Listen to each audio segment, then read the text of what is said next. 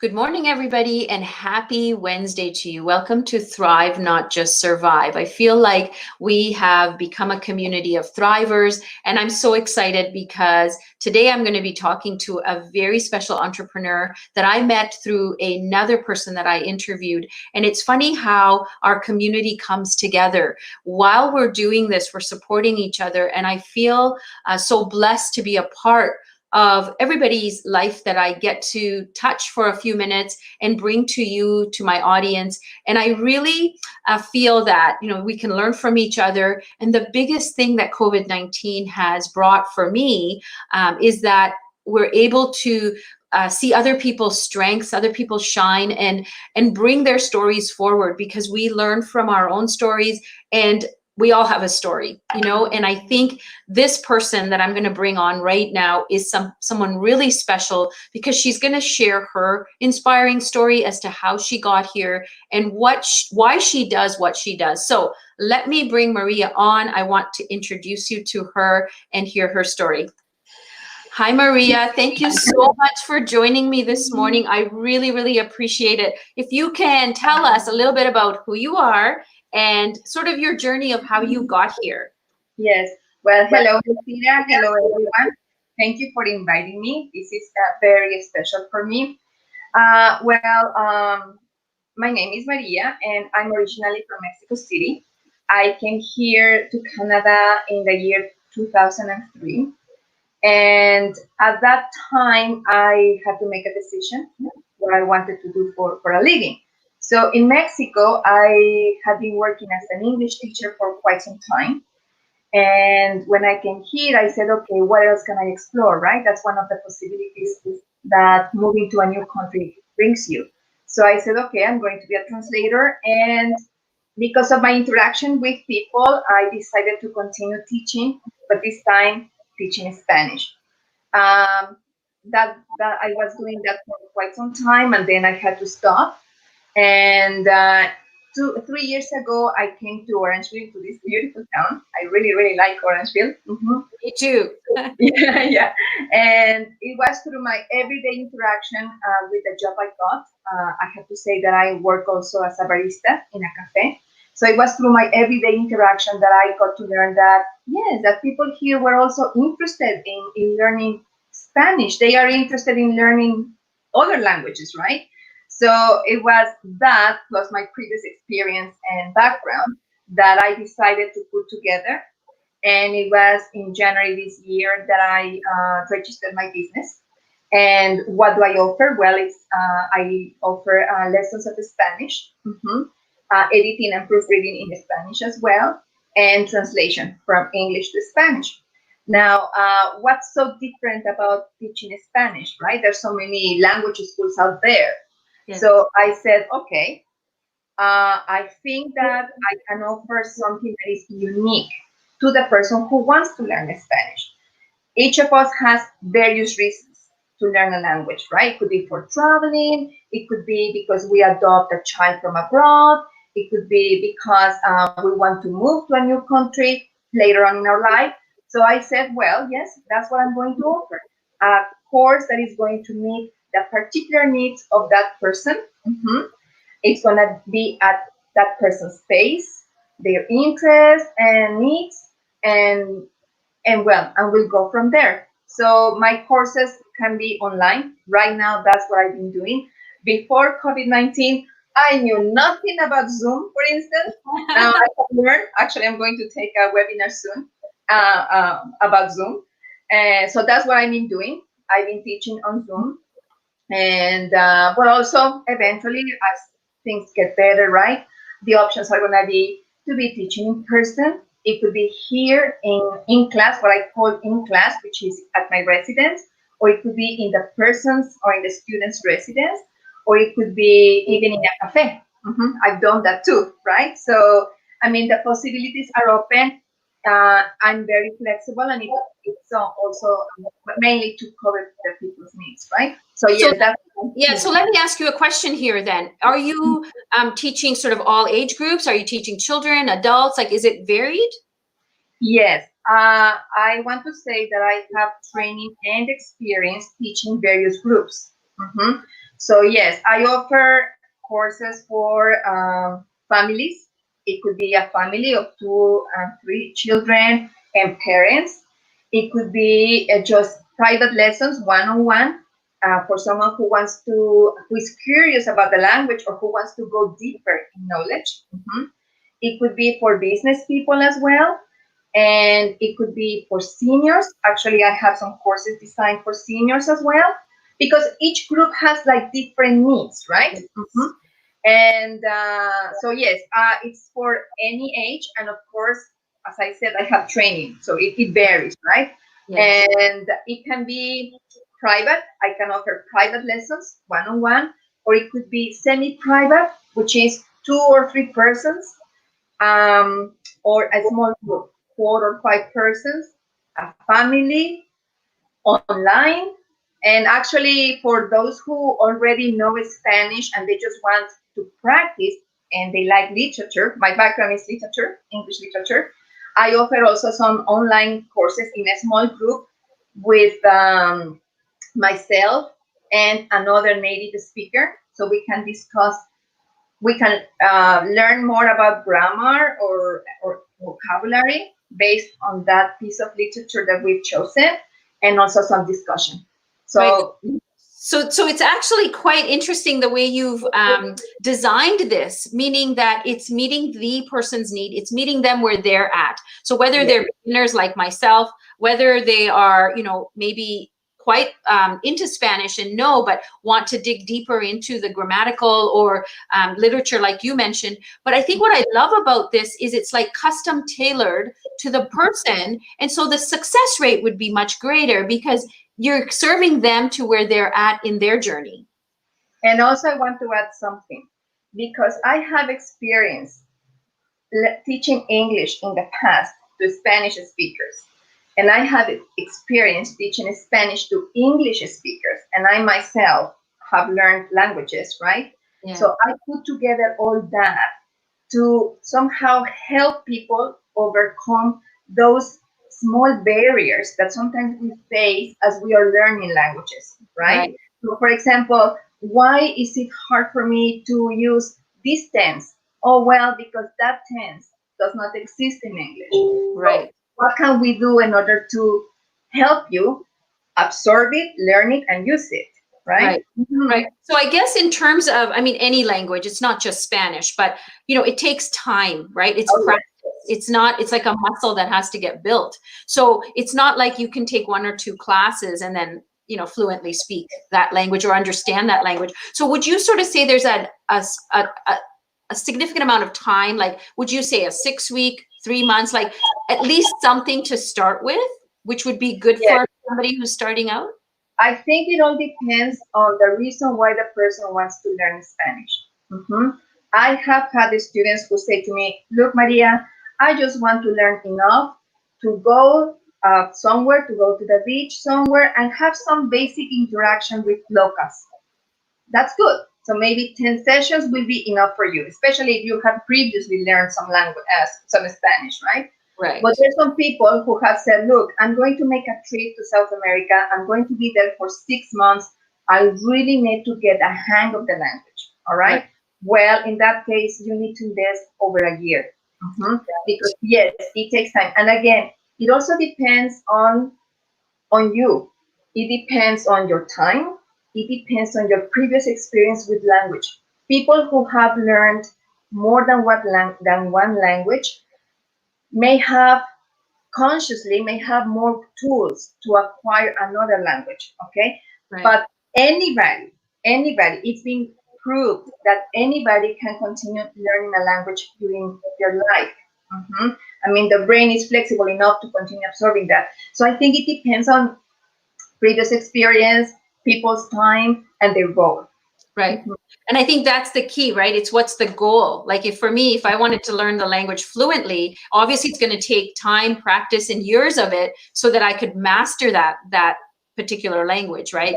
So what I guess what this is more that you're tailoring it and that you're open to being as flexible as the client needs to be. So I have another question, and I know I posed this to you when I had my private talk with you before the interview was, what if somebody has gotten into a online program that they have, there's quite a few out there, right? That there's different apps and things. Will that be sort of something that helps them if they've already been part of an online program? Absolutely. I'm a strong believer that anything helps. Anything, right? There during the history of teaching languages, there's been many approaches to help people learn a language. Like in the past, I'm talking about the 1500s, right? People used to learn a language through translation. That was the method that was used. Well, that method can bring something positive nowadays. It's not old, but you have to learn how to use it for your advantage. So nowadays we have all these online programs like Duolingo, for instance. Actually, I've heard so much about it that I decided to go and check it out. Okay, I said, well, why is it so popular, right? And actually, one of my daughters is learning Korean with Duolingo, right? So yes, I mean, you can learn vocabulary, you can learn idioms, you can learn intonation. That's good. That's very good. And then you can bring all that to the course I'm teaching you or any course that you are taking. And it just, Right. it enriches your knowledge of the language. So yes, now I'm going to say something. There's a lot of progress in those online programs, and I'm all for that. But as we all know, language is a lot more than that. So yes, those programs can give you a good start, definitely. But at the end of the day, if you want to really learn how to use the language, how to manipulate the language for certain situations, you will end up taking a course with another human being. Right. That's a tough fact. And that's just like us going to school and having a teacher and that interaction, because this is where you can not just learn it from like memory, but actually understand the logistics of the language, right? So that it's becoming a part of you and your DNA. Because then you can ask questions when you get stuck saying, well, I don't understand the pronoun or the past tense, future tense, male, female versions of those words. Like there's so much to a language, right? Yes. That it helps to have a teacher that you can go to and ask and not feel like you have to figure this out on your own, right? Google is of course, Google is Google. You can Google anything. But in terms of actually talking to a human being and understanding it is different than just Googling the information, right? And I think that's where people can begin, their search about if it is Spanish, let's say, that they're looking at learning. You can Google the different things that are out there, different programs, different approaches, and then figure out what fits for you, what fits for your lifestyle, the teacher you connect to. It all, I think, comes together for the recipe for success. Yes, and also you have to take into consideration another aspect, a very important one, right? I'm going to speak about the Spanish, but it applies to any other language. Let's just say that you want to learn Spanish because you are planning to move to the Caribbean. Well, yes, you have to learn the grammar, but also you have to learn how people use that grammar and that language in the Caribbean. Right. Which may be very different, and believe me, can be very different from the Spanish from South America or the Spanish from Spain. So actually, when it comes to translation, they hire translators from Latin America and translators from Spain because the language, even though it's one language, it can be that different, right? So yes, that's another thing that you have to put on top, which is fascinating. It's fascinating.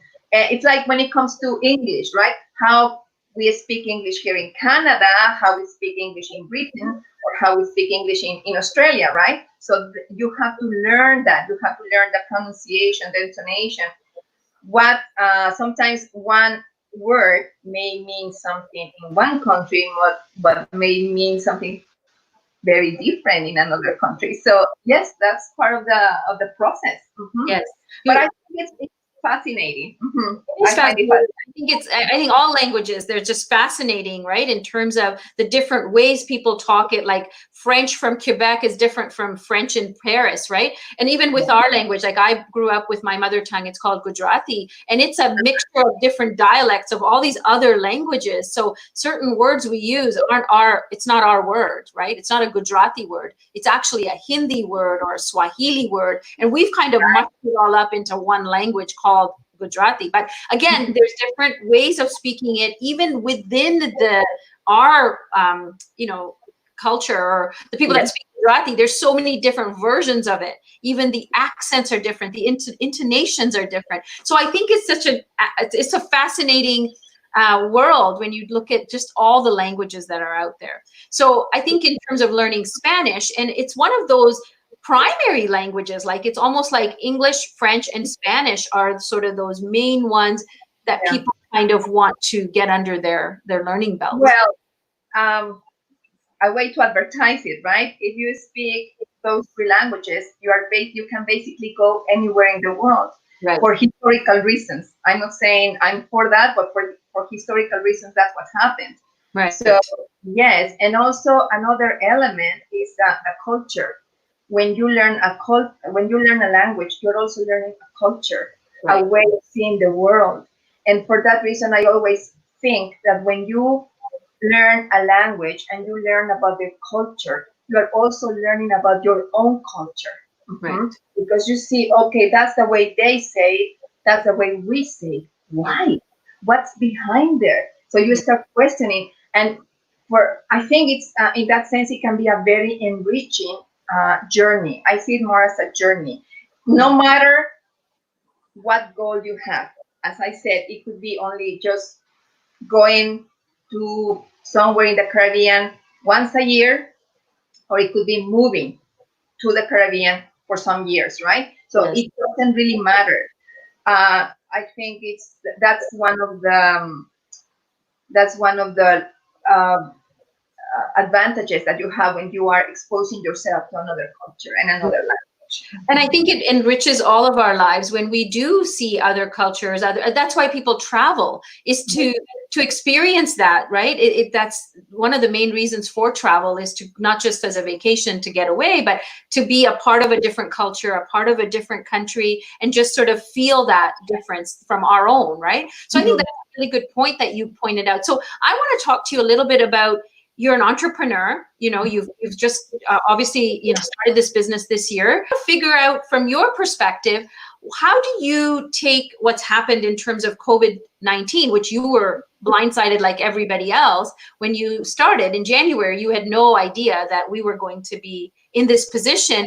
How have you sort of come up with your mindset, and what kinds of things are you doing to still continue with your journey of, continuing with the business and being an entrepreneur?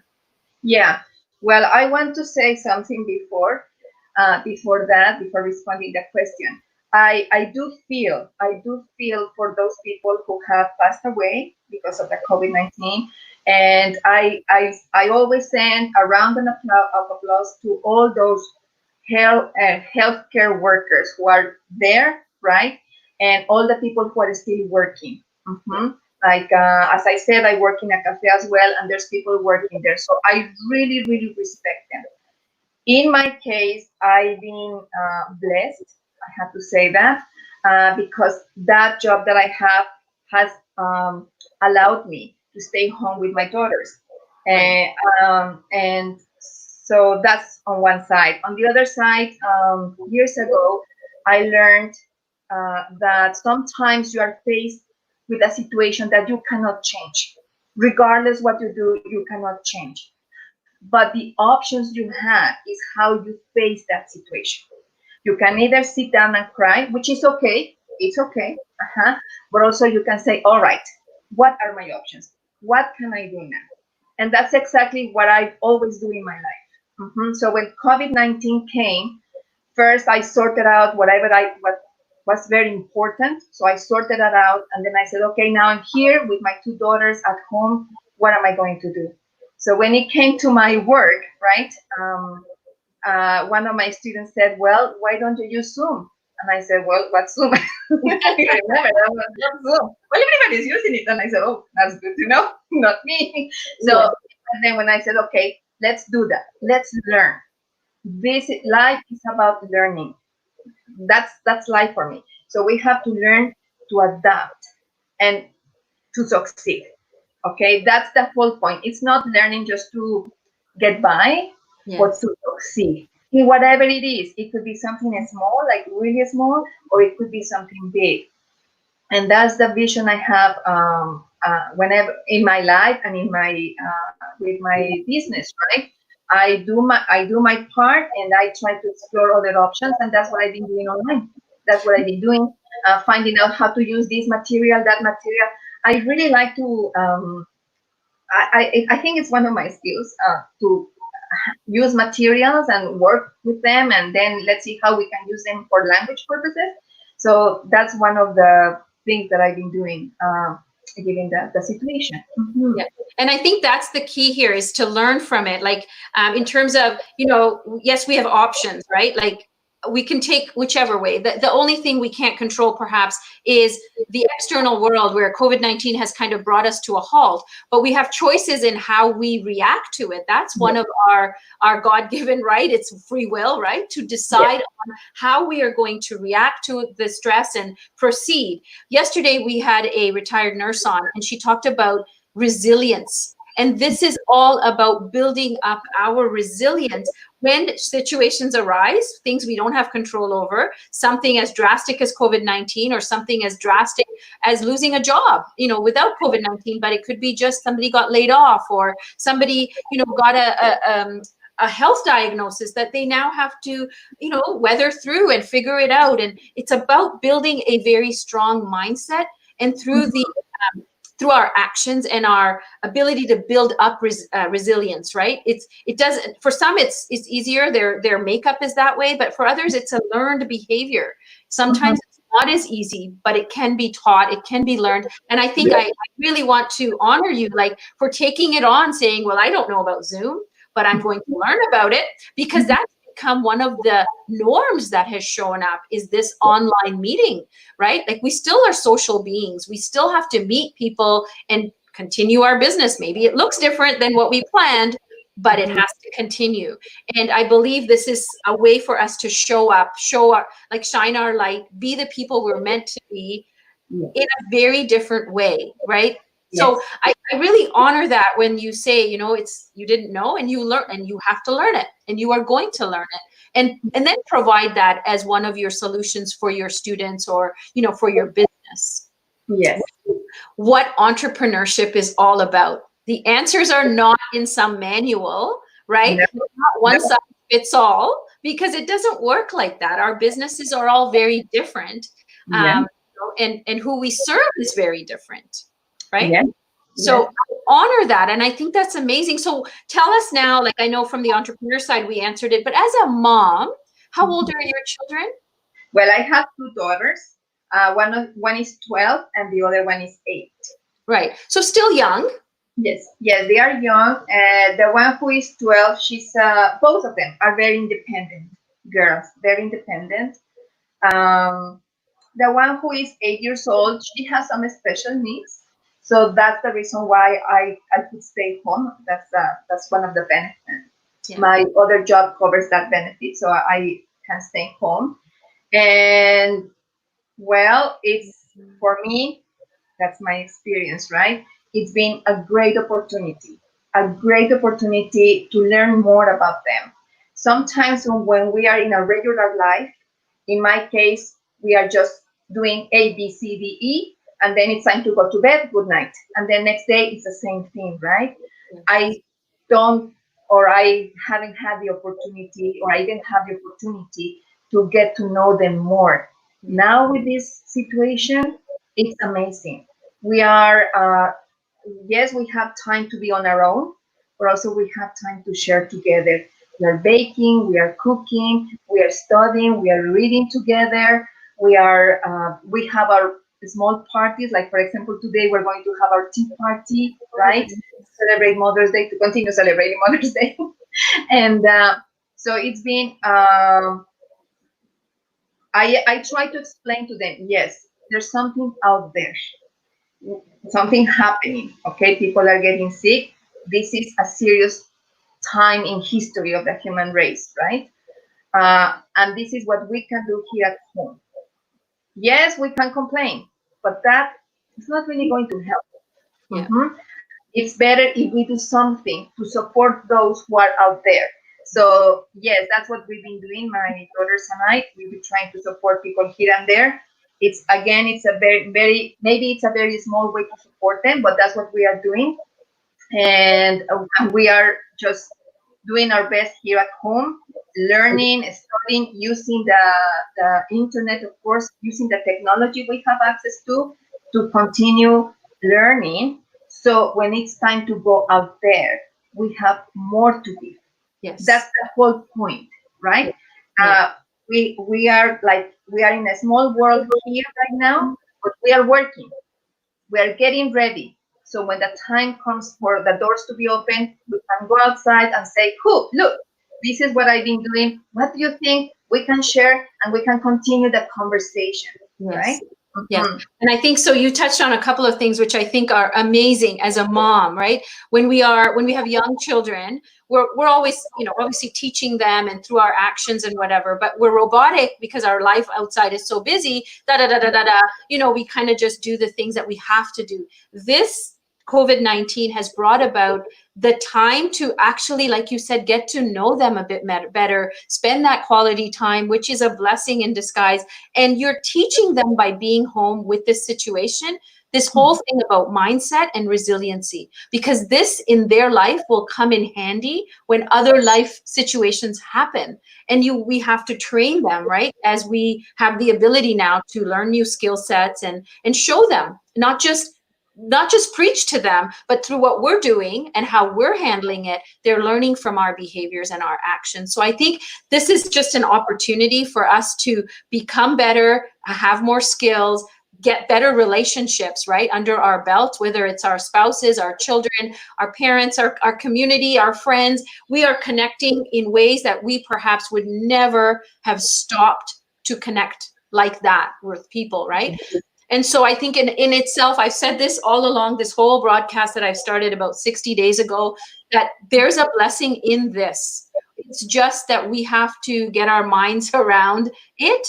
Yes, it's stressful. Yes, there are people out there that are risking their lives to save others, the frontline workers. And again, I honor them.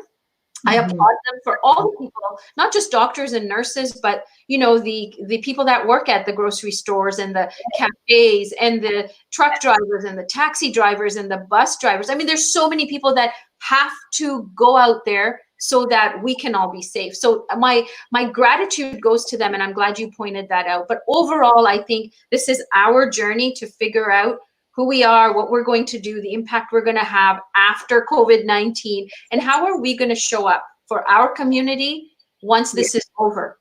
Because really, this is about coming together. Even though right now we're all apart, it is about coming together. So I really want to thank you for your time today and for enlightening us with your spirit, because you shine so brightly. I was so excited to have you on. Is there any parting words that you want to say before we end the show?